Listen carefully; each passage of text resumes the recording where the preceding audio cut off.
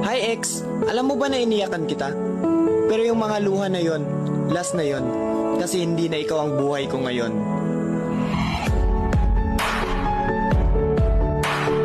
Siya, sakit ng katawan ko. Parang kailangan na magpahinga. Pero piling ko mas kailangan kita. Palaging sinusuyo, di naman alam kung bakit. Parang tinatoyo, malamang dahil sa akin. Ang cute mo pag galit, di nakakairita.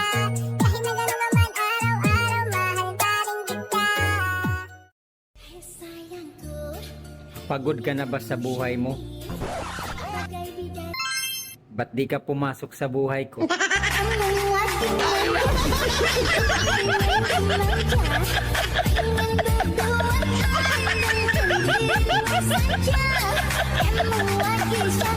ang